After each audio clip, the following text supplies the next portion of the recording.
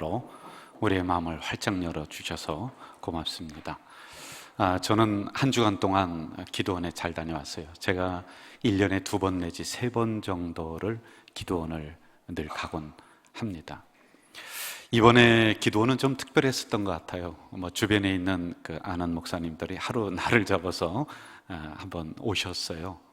와서 이런저런 이야기를 나누면서 제가 또 교회가 좀 튼실하고 크다는 이유로 밥을 샀지요. 저는 주로 밥을 사는 목사입니다. 이분들이 하시는 얘기가 철없는 얘기를 하더라고요. 목사님, 제 이제 후배들도 있으니까 형님, 교회 건축하고 나서 본당이 금방 꽉 찼죠. 막 그러더라고요. 그래서 제가 참 속이 막 아프기도 하고 그러면서 그게 금방 될 수 있는 부분은 아니죠. 이번에 가서 이런저런 기도를 하면서 초점이 모아지는 게 뭐냐 하면은 이것저것 다 하려고 하다가 이것저것 다 못하는 경우가 있을 수가 있다. 교회라고 하는 초점을 좀 분명하게 가지고 우리가 나가야지 좀 되겠다, 이 생각을 했더랬습니다. 여러분, 우리 장로님이 기도해 주셨던 것처럼 지난 6개월 동안 정신없이 달려왔어요. 그런데 지난 6개월만이 아니라요, 우리가 4년, 5년 정도의 프로젝트, 이 본당 건축이요, 이거 정말 대단한 역사예요. 여러분들 굉장히 위대한 분들입니다. 옆에 있는 분과 한번 위대하십니다 인사 좀 해주세요. 위대하십니다.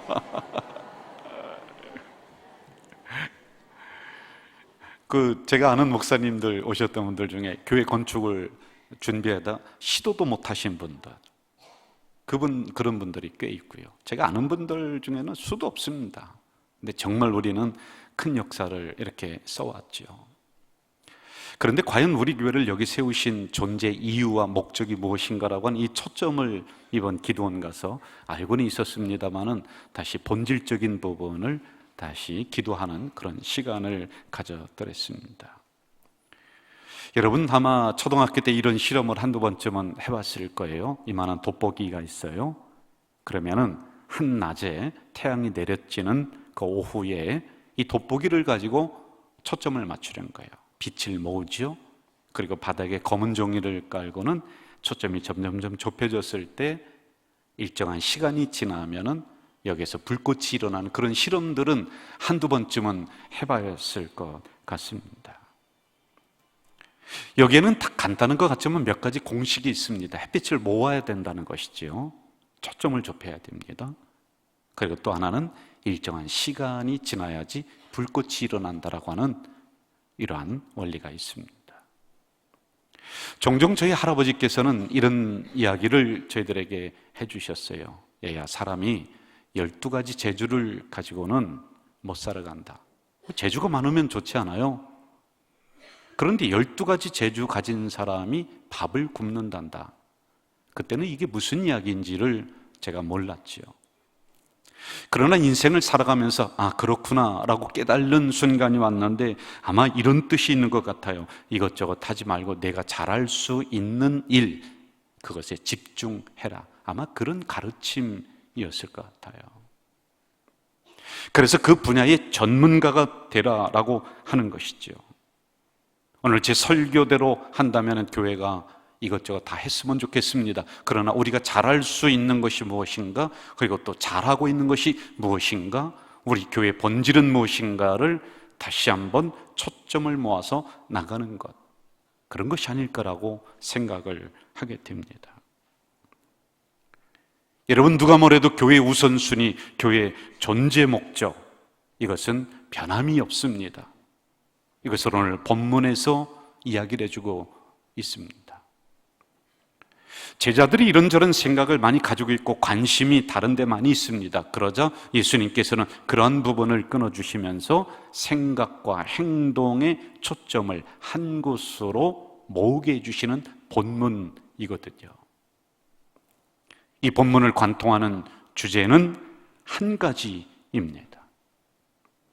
성령이 너희에게 임하시면 너희가 가장 우선시해야 되고 가장 먼저 해야 되고 가장 중요하게 생각해야 되는 것이 무엇인가를 우리에게 가르쳐주고 있는데 그것은 바로 영혼 구원이다. 이 이야기를 들려주고 있습니다. 여러분, 우리는 기도할 때마다 초대교회 원형을 찾아가자. 초대교회가 뭘까요? 초대교회는 초점이 분명했습니다. 그리고 초점을 좁혔습니다. 그래서 교회 안에 영혼 구원이라고 하는 이 불이 활활 타오르게 하는 교회가 초대교회입니다. 우리 교회도 이번에 상반기만 100명 정도의 새로운 성도가 오셨어요. 어린아이까지 하면은 더 많이 오셨죠. 그런데 알다시피 전도가 굉장히 어렵습니다. 전도를 가로막는, 영혼 구원을 가로막는 생각이 한 두세 가지로 요약할 수 있는데, 첫 번째는요, 우리가 별 관심이 없다는 거예요. 왜 영혼을 구원해야 되는지, 왜 전도를 해야 되는지에 대한 우리 스스로에 대한 사명, 이게 거의 없습니다. 그건 목사님들이나 하고 시간 남는 사람들이나 하는 것이지, 이런 생각들. 그리고 두 번째는 시간이 없다는 거예요. 너무 바쁘다는 거예요. 지금 내가 먹고 살기에 급급하다라고 하는 이런 문제들이 우리를 가로막고 있습니다. 이런 문제는 오늘만 있었던 것이 아닙니다. 초대교회도 이 문제 때문에 갈등을 겪고 있습니다. 그것이 6절입니다. 제가 봉독해 드릴게요. 그들이 모였을 때 예수께 여쭈어 이르되 주께서 이스라엘 나라를 회복하심이 이때니까.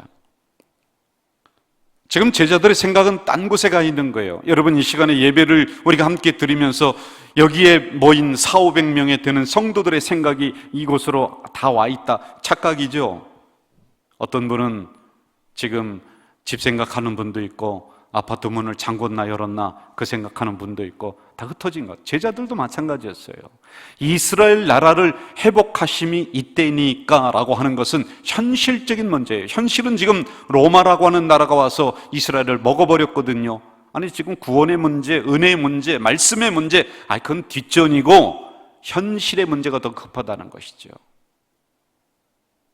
이것 때문에 가정이 파탄나고, 이것 때문에 경제가 쪼그라들고, 그래서 예수님 지금 먹고 살기 힘듭니다.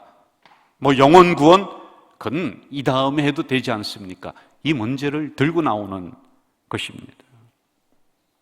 오늘 우리들에게 이 말씀을 적용을 좀 해볼까요? 우리가 예배 잘 드려야지, 그리고 은혜 받아야지 살아간다. 여러분 다 인정합니다. 하나님이 여러분들을 인도하셔야지 된다. 여러분 다 인정해요. 좋다는 것이에요. 그러나 현실적으로 자녀가 지금 걸리고 있어요. 현실적으로 몇백만 원이 지금 당장 필요하다는 거예요. 이게 구원과 빵에 대한 문제는 항상 부대끼는 거예요. 예수님은 우리와 상관없는 이야기를 하는 것 같단 말입니다. 우리의 현실을 외면하는 것 같단 말입니다. 그런데 우리는요, 하늘의 것을 생각하기 전에 지금 땅의 것 때문에 더 염려가 되고 근심이 되는 게, 여러분 저만 그렇습니까? 우리 거의 다 그렇거든요. 당장 다음 주에 직장에 대한 문제, 이게 제대로 직장이 다닐 수 있을까? 잘릴까? 아니면 직장을 들어갈 수 있을까? 어떨까? 이런 현실적인 문제가 탁 부대끼고 있는 겁니다. 우리 솔직한 심정으로 한번 이야기해 봅시다. 인생에 있어서 여러분, 신앙, 믿음, 하나님 몇 번째일까요? 교회? 목사인 저도 어느 때는 자녀가 먼저이더라고요. 목사인 저도 어느 때는요, 먹고 사는 게, 어느 때는 배가 고프니까 교회가 좀 저 뒤로 가 있더라고요. 여러분, 이거 제가 큰 죄를 짓는 걸까요? 오래된 조사입니다만은 이 조사의 내용을 한번 제가 소개해 드리겠어요. 연차를 두고서 한 2번 정도를 조사를 했는데 이게 변동이 없어서 제가 소개를 해 드리는 거예요. 2008년에 한국종합사회조사에서 10가지 일을 사람들에게 쫙 내놨어요. 여가, 친구, 권력, 이웃, 건강 이렇게 쭉 하고, 그리고 종교 쭉 놓고 우선순위를 선택을 해라. 그랬더니 여러분, 기독교인들도 우선순위가 제일 첫 번째가 뭐냐면은 건강 56%, 종교는 2.9%예요. 5등이요, 5등. 5번째예요. 2011년에 동일한 조사를 했어요. 우리 도표를 한번 좀 보여주시죠. 그런데요, 순위가 변동이 없어요. 똑같습니다. 도표 안 나옵니까? 도표, 방송실. 그렇죠. 제가 충청도라 느립니다. 근데 여기는 5가지로 축약을 했는데 종교가 1순위다. 천만에요. 믿음이 1순위다. 뭐 교회가 1순위다. 이건 우리들의 그냥 바램인 것이죠. 현실적으로 들어가면 돈이 더 우선이고요, 건강이 우선이고요, 가족이 우선이고 이렇다란 말입니다. 이런 문제는 예수님 그 당시나 오늘이나 별로 별반 다르지 않는 것 같아요. 여러분들 마음 솔직히 한번 툭 터놓고 한번 얘기를 해보세요. 예수님에게 제자들이 다가와서 말합니다. 지금 이스라엘 나라를 회복하심이 언제입니까? 우리들의 현실의 문제는 빵의 문제입니다. 현실의 문제는 빚의 문제입니다. 현실의 문제는 가난의 문제입니다. 이거 어떻게 우리 해결을 좀 해주세요. 구원, 전도, 그거는 귀에 들어오지도 않는 거예요. 지금 이 제자들이요, 그 배경을 가지고 이 본문이 진행이 되는 거예요. 구체적으로 이야기를 하지 않았지만은 이러한 뉘앙스가 밑에 쫙 깔려있는 이 내용들이란 말입니다. 그러자 예수님은 아니다. 너희들이 이것저것 다 신경을 쓰려고 하는데 아니다 라고 하면서 초점을 좁혀주고 있는 말씀인 거예요. 구원이 먼저다. 은혜가 먼저다. 말씀이 먼저다. 그런데 여러분, 제가 여러분 믿습니까? 하면 분명히 아멘 하실 거예요. 그런데 마음은 편치 않아요. 솔직한 말로요. 왜? 현실적인 문제가 계속 부대껴 오는데 이걸 어떻게 그럼 외면하라는 거예요? 그 문제를 7절에서 이렇게 다루고 있습니다. 7절 제가 읽어드릴게요. 이르시되 때와 시기는 아버지께서 자기의 권한에 두셨으니 너희가 알 바 아니요. 저를 보실까요? 때란 시간, 시기란 날짜, 이거는 아버지 권한에 있다. 너희가 알 바니요. 관심 두지 말라는 게 아니에요. 이 문구, 어원을 잘 우리가 파악해 들어가야 돼요.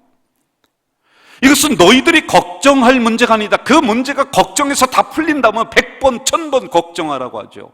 그런데 그게 아니라고 하는 사실을 이야기를 해주고 있는 거예요. 이 말씀 속에는 이스라엘 나라의 해방을 전제로 하고 있습니다마는 신앙과 현실의 문제에서 갈등하고 있는 우리들에게 동일하게 다가오는 부분들이에요. 예수님 교회 나가는 거 좋아요. 은혜 받는 거 좋아요. 그거 참 좋습니다. 인정합니다. 그런데 지금 여러분 예배 끝나고 한 발만 밖에 나가면 현실이 막 기다리고 있는 거예요. 예수님 이거 어떻게, 이 문제를 어떻게 할까요? 이거 외면할까요? 그게 아니에요. 여러분, 조현병이라는 병을 아시죠?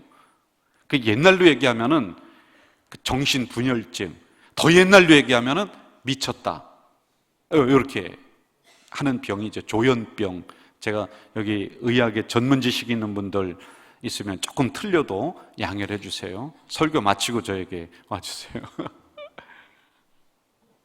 근데 사람이 없는데도 대화를 하는 거예요. 막 이야기를 혼자 쭝얼쭝얼하고 혼자 웃기도 하고 막 하늘을 보고 막 무슨 이야기를 하고, 그런 분 주변에 없죠, 여러분.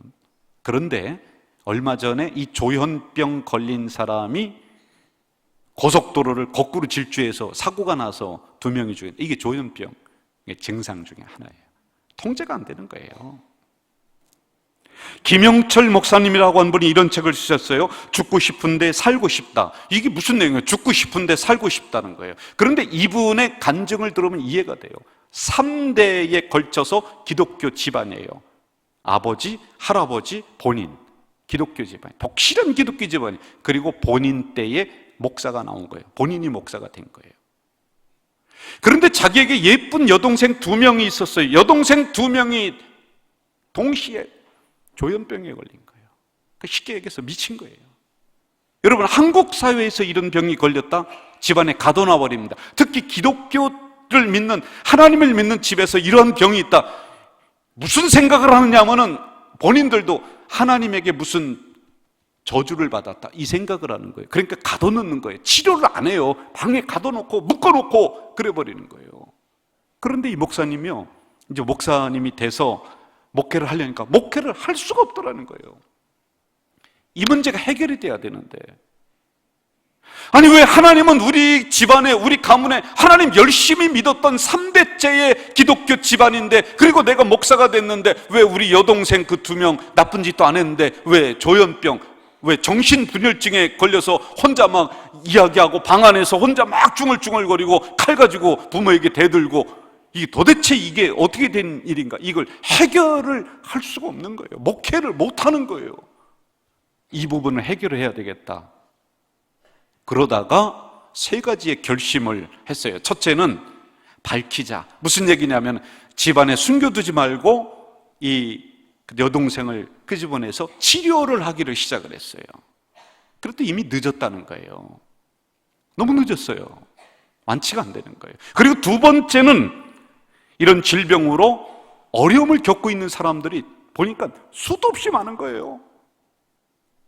그래서 본인이 노력을 하면서 상담하게 박사가 되면서 찾아다니면서 책을 쓴 게 죽고 싶지만 살고 싶다예요. 거기에는 팩트, 사실들만 기록을 다 하는 거예요. 그분에게 양해를 얻어서 기록을 하는 거예요. 기독교 집안인데도 이런 일이 너무 많이 일어나고 있는 거예요. 그리고 3번째는 이런저런 방법을 다 해도 완치가 안 되더라는 거예요. 목회도 못하겠더라는 거예요. 집안 창피하고 부끄러워서 어떻게 할 수가 없더라는 거예요. 그래서 마지막으로 이분이 결심한 게 뭐냐면은, 야, 모든 걸 때와 기한을 하나님에게 맡기자. 하나님에게 맡기자. 그랬더니요, 일반적인 직장 생활은 하지는 못하지만은 일상적인 생활을 할 수 있을 정도로 이 여동생들이 좋아졌다라고 하는 이 내용이에요.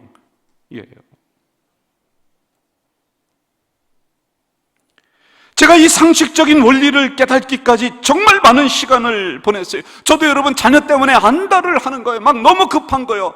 하나님의 때가 있는 거예요. 내가 노력을 안 하는 게 아니라 열심히 노력하는 것입니다. 그런데 나는 너무 서두르는 거예요. 우리 자녀가 이렇게 됐으면 좋겠다. 또 우리 자녀가 빨리 건강해졌으면 좋겠다. 저희 자녀들도 아플 때가 있었거든요. 그런데 이게 안 되는 거예요. 제가 이 단순한 원리, 다 만물은 모든 꽃을 피는 때가 있는 거예요. 열매 맺는 때가 있는 거예요. 이 단순한 진리를 저는 못 깨달은 거예요. 교회 새성전 지어놓고, 여러분 어림없는 소리 하지 마세요. 금방. 그런데 저는 그게 아니에요. 자꾸만 급해지는 거예요. 하나님 어떻게 하시겠습니까? 그래, 이번에 기도원 가서 하나님이 거기에 대한 응답을 주셨는데 그건 조금 이따가 얘기할 거예요. 이것도 때가 있는 거예요. 때가 있는 거예요. 여러분, 이것을 과학적인 용어, 일반적인 용어로 임계점이라고 그래요. 임계점. 임계점이라고 하는 것은 물이 끓는 순간, 온도, 그때. 여러분, 냄비에 물을 가득 채우고 가스불 위에 올려놓습니다. 열심히 막 그 가스불을 올려서 떼요. 그런데도요, 80도에 물이 안 끓어요. 90도에 물이 안 끓어요. 99도에도 물이 안 끓어요. 1도를 참아야 돼. 100도가 돼야지 이게 막 물이 펄펄펄 끓는 거예요. 여러분, 인생도 마찬가지예요. 그 누구를 붙잡고 여러분 물어보세요. 단번에 여러분의 인생의 성공의 꽃이 피었느냐? 아닐걸요. 말콤 크레드웰이라고 하는 그 워싱턴 기자가 있어요. 아웃라이어. 언젠가도 소개를 했습니다만은 그 내용이 좋아서 제가 한번 소개를 더 해드릴게요. 참 좋은 책이에요. 저는 이런 책을 참 좋아합니다. 간증집 뭐 그런 거보다 이런 책을 좋아해요. 근데 거기에 보면 기자의 날카로운 눈으로다가 사람들을 예의주시해서 딱 봤어요. 근데 성공하는 사람들 보니까, 보통 범주에서 뛰어넘는 사람들을 보니까 1만 시간의 법칙, 여기서 나왔어요. 1만 시간의 법칙이 있다니까요. 3시간 동안 3년을 투자했다는 거예요. 그러니까 그 분야에서 최고가 될 수 있었다. 시간이, 열정이, 그리고 때가.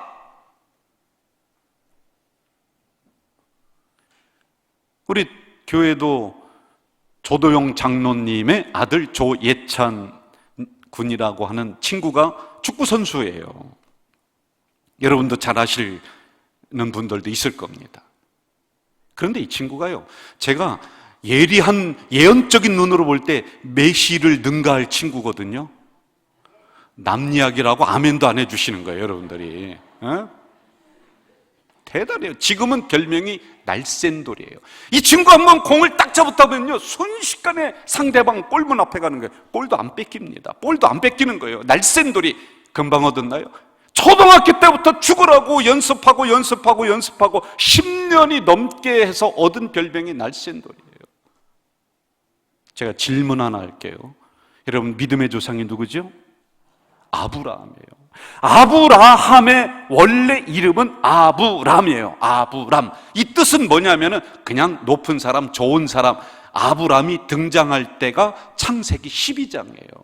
그런데 이름이 바뀌어집니다. 아브라함, 열국의 아버지, 우러러보는 높은 위대한 믿음의 아버지.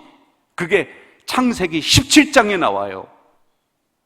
그런데 12장에 아브라함이 등장할 때 나이가 75세야. 75세. 그리고 아브라함, 믿음의 아버지로 이름이 바뀌었을 때의 나이가 창세기 17장에 보면 99세예요. 24년 동안 수도 없이 넘어지고 수도 없이 투쟁하면서 수도 없이 고난을 겪으면서 겨우 얻은 별명이 아브라함이에요. 성경에 나오자마자 믿음의 조상이고 위대한, 아니라니까요. 24년의 기나긴, 그래서 하나님이 그때 비로소 아브라함으로 이름을 바꿔주시는 거예요. 여러분,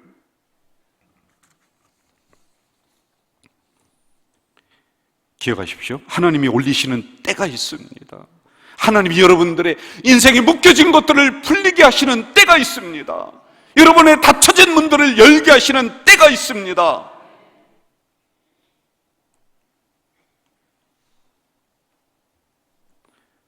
제가 이제 간증 응답받은 내용, 그 목사가 기도원 가서 뭐 하겠어요? 맨날 교회를 위해 기도하고, 여러분 이제 기도 제목 주신 분들은 이제 그거 가지고 또 이렇게 보면서 하고, 또 생각나는 것도 이렇게 계속 기도하고 하는데, 가장 큰 기도 제목은 뭐냐면, 하나님, 우리 교회가 정말 건강하게 나가는데 하나님, 이런 교회 새로운 성도들 맡겨주셔야 될 거 아닙니까? 이제 제가 고상한 단어를 이렇게 얘기했지만, 하나님 부흥시켜주세요, 그런 떼기장을 부리면서 제가 기도를 하는 거예요. 그런데 저의 가슴 속에 다가온 응답이 뭐냐면은, 너무 서두른다는 거예요, 제가요. 그러면서 뭐라고 하시느냐면은, 내가 섬기고 있는 교회의 성도 아무나 붙잡고 한 명 딱 붙잡고 한번 물어봐라. 그 가정을 건사기까지, 자녀를 그렇게 길러내기까지 그냥 된 줄 아느냐? 너 왜 이렇게 어리석으냐? 다 때가 있다. 그때까지 묵묵히 물을 끓이는 이 열, 계속 너의 노력을, 우리들의 노력을 해라. 이 응답이 오는 거예요. 여러분, 응답 잘 받았죠? 부흥도 하나님에게 있는 줄 믿습니다. 여러분의 성공도 하나님에게 있는 줄 믿습니다. 그러므로 우리는 아무 것을 하는 것이 아니라 물이 끓기까지 임계점에 올려놓을 동안 우리는 초점을 맞추고 최선을 다하는 것. 이게 8절에서 나오고 있어요. 8절 같이 읽어볼까요? 8절 시작. 오직 성령이 너희에게 임하시면 너희가 권능을 받고 예루살렘과 온 유대와 사마리아와 땅끝까지 이르러 내 증인이 되리라 하시니라. 지금 제자들이 사방으로 생각이나 행동이 뿔뿔이 흩어지는 걸 하나로 딱 모으고 있는 거예요. 여러분, 교회를 제가 섬기면서 가장 어려운 게 뭔지 아세요? 우리도 성도들이, 어른들이 한 1000명, 등록 교인이 1000명이 훨씬 넘죠. 그런데 말, 행동, 생각 다 달라요. 근데 이러한 부분을 한 그릇에 딱 담아낼 수 있는 게, 이게 굉장히 어려운 거예요. 인정을 안 하시는 것 같은데 한번 와보셔서 해보세요. 이게 어려운 거예요. 지금 예수님은 제자들의 쓸데없는 생각, 너 이것저것 다 하려다가 이것저것 아무것도 못한다. 그러므로 초점을 딱 좁혀주시는 거예요. 한번 저를 따라할까요? 성령이 임하시면, 여기서 성령은 마치 돋보기와 똑같아요. 여러분, 만사가 하나님의 일입니다. 그러면 여러분이 만사를 다 할 거예요? 다 못하는 거예요. 그래서 성령이 여러분에게 임하시면 돋보기처럼 인생의 초점을 딱 좁혀주는 거예요. 내가 너에게 준 사명은 이것이다. 내가 너에게 준 달란트는 이것이다. 내가 너에게 준 직장은 이것이다. 성령이 조명을 딱 해서 초점을 딱 맞춰주는 거예요. 이게 돋보기. 성령이 임하시면. 그렇지 않은 사람은요, 다른 사람 따라가다 볼 일 없다니까요. 교회도 마찬가지예요. 이 안에 세 가지 뜻이 있습니다. 성령이 임하시면 돋보기로 딱 비춰주는데, 첫째, 성령의 시대가 지금 여러분에게 임했다는 거예요. 지금이라는 거예요. 이게 무슨 얘기냐면요, 옛날에는 성령이, 하나님의 영이 방관자였습니다. 여러분은 예배의 구경꾼이었습니다. 그냥 왔다가 예배 한번 구경하고 설교, 연설 잘한다 그렇게 하고 돌아가는 사람. 그러나 성령이 조명하여서 여러분에게 임하시면은 여러분이 성령의 주관자, 성령의 주인공 여러분으로 만들어 주신다는 거예요. 그리고 두 번째는 개인에게 성령이 접촉한다는 거예요. 접촉한다는 거예요. 예수님의 골고다 사건을 여러분 현장에 가보지 않았습니다. 그러나 이 돋보기 같은 성령이 여러분의 신앙을 딱 초점을 맞춰주면은 예수님의 피 묻은 손이 이 시간에 여러분의 가슴을 어루만지는 것을 내 사건으로 내가 느끼는 거야. 저는 오늘 이 예배 중에, 이 말씀을 듣는 중에 이러한 역사가 일어나길 주 이름으로 축원합니다. 골고다의 피 묻은 그 사건이 내 사건이 돼버리는 거예요. 그리고 마지막 세 번째는 초점을 딱 좁히면서 너희들이 해야 될 것이 무엇이냐를 우선순위를 딱 정해주는 게 증인이 되는 거예요. 증인. 핵심이 이거예요. 여러분, 증인이란 자기가 보고 든 사실을 진술하는 사람, 이렇게 나와 있습니다. 교회도요, 이 영혼 구원 증인, 그러니까 예수님을 우리 교회에서 보여줘야 된다니까요. 우리 교회를 통해서 예수 그리스도가 이 지역으로 흘러가야 된다니까요. 여러분의 삶을 통해, 여러분의 직장을 통해, 여러분의 언행 심사를 통해 예수 그리스도가 결국에는 흘러가는 증인. 다른 것 중요한 게 아니라 이 부분이 먼저 돼야 되는 거예요. 진짜 교회와 가짜 교회를 구별하는 방법, 여러분, 영혼 구원에 초점이 맞춰져 있으면 진짜 복음이 흐르는 교회인 줄 믿습니다. 저는 수백 번도 제가 더 이야기를 한 것이 무엇이냐면은, 교회는 5가지의 바퀴가 있어요. 교육, 예배, 친교, 선교, 교제, 이런 그 바퀴가 있어요. 그런데 그것을 다 기억을 못한다 할지라도 2가지만 기억하면 된다. 그게 뭐냐? 교회는 크게 2바퀴가 굴러간다. 하나는 예배다. 따라합시다. 예배. 또 하나는 영혼 구원이에요. 영혼 구원이에요. 우리가 모이면 예배 드려야 돼. 여러분, 이 시간에 정말 예배자로 반듯하게 서고 나가서도 예배자로 살아가셔야지 되는 거예요. 예배 실패하면 안 되는 거예요. 그리고 또 하나는 영혼 구원, 영혼 구원. 그래서 제가 늘 구호로 외치는 게 전도하면 형통합니다. 전도하면 형통합니다. 이게 초점을 좁혀야 되는 거예요. 교회도 초점을, 다른 행사 중요하죠. 하지 말라는 게 아니에요. 그런데 여러분, 이러한 초점이 맞춰지지 않고 다른 거 다 분산해서 한다면 불이 안 일어나요. 불이 안 일어나요. 저는 모인 우리 성도들 예배 은혜 받고 예배 성공자로 이 시간에 되시길 주 이름으로 축원합니다. 그리고 우리 교회, 우리 성도들은 나가서 복음의 증거자로 살아가는 거예요. 영혼 구원의 초점에 맞춰져야 돼요. 어렵지 않아요. 우리 교회 전도지, 이게 주보, 이게 전도지예요. 이게요. 여러분들 혹시 건강에 이상의 문제가 있습니까? 아니면은 경제의 문제가 있습니까? 아니면은 마음에 심각한 우울증 그런 게 있습니까? 그러면요, 목사님, 제가 어떤 무슨 의술적인 걸 얘기할 수가 없잖아요. 제가 하는 대로 한번 순종만 해보세요. 무슨 문제 때문에 막혀 있는 게 있으면은요, 여러분이 있는 자리에서 아니면은 지나가면서 한 달 동안만 하루에 전도 10명, 그 사람이 오든지 말든지 그거는 그 다음의 일이에요. 그냥 전도지 다니면서 10가정에게만 전달해 보세요. 이 모든 문제가 깨끗이 해결되는 거예요. 근데 안 믿어요, 우리는요. 그건 목사님이니까 하는 얘기지. 아니에요. 영국에서 4번이나 수상을 역임했던 글래드스톤, 이름도 어려워요. 글래드스톤 4번이나 수상을 했다는 것은 대단한 사람이에요. 그 사람에게 젊은 청년이 와서 묻습니다. 제가 인생에 의미가 없어요. 삶에 의미가 없어요. 제 마음속엔 항상 슬픔이 있어요. 그러니까 심각한 우울증에 걸려 있어요. 어떻게 하면 되겠습니까? 그랬을 때 이분이 아주 단순하면서도 명언을 남겼었어요. 예수 믿고 구원받으세요. 그리고 당신의 삶 속에서 전도하십시오. 복음이 흘러가야 된다는 거예요.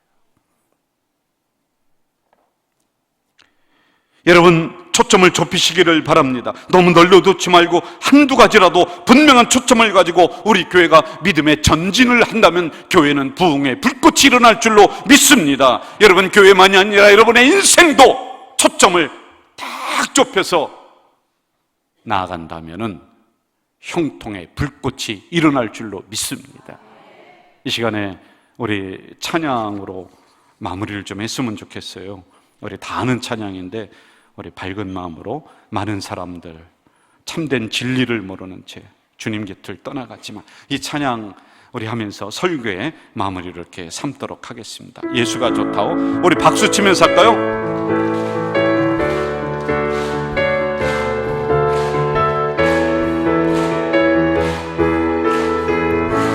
많은 사람들 조금 빨리 합시다. 참된 진리를 모른 채 주님 곁을 떠나가지만 내가 만난 주님은 참 사랑이었고 진리였고 소망이었소. 난 예수가 좋다오. 난 예수가 좋다오. 난 예수가 좋다오. 주를 사랑한다도 베드로 고백처럼 난 예수를 사랑한다오. 2절만 합시다. 무거운 짐진 자 다 내게로 오라. 내가 너를 쉬게 하리라. 이 길만이 생명의 길입니다. 이 길만이 생명의 길 참 복된 길이라. 항상 내게 들려주셨소. 함께 난 예수가 좋다오. 난 예수가 좋다오. 아멘. 난 예수가 좋다오. 주를 사랑한다고 베드로 고백처럼 난 예수를 사랑한다고. 할렐루야. 하나님 감사합니다. 이것저것 다 하려다가 이것저것 다 못하는 경우가 우리 인생에 얼마나 많이 있습니까? 우리의 삶도 초점을 딱 좁혀서 그 안에서 형통의 불꽃이 일어나도록 도와주시옵소서. 우리 교회도 초점을 딱 좁혀서 교회를 세우신 존재 이유와 목적 잃어버리지 않고 이 초점을 맞춰서 나갈 때 놀라운 부흥의 불꽃이 일어날 줄로 믿습니다. 예수님의 이름으로 기도하옵나이다. 아멘.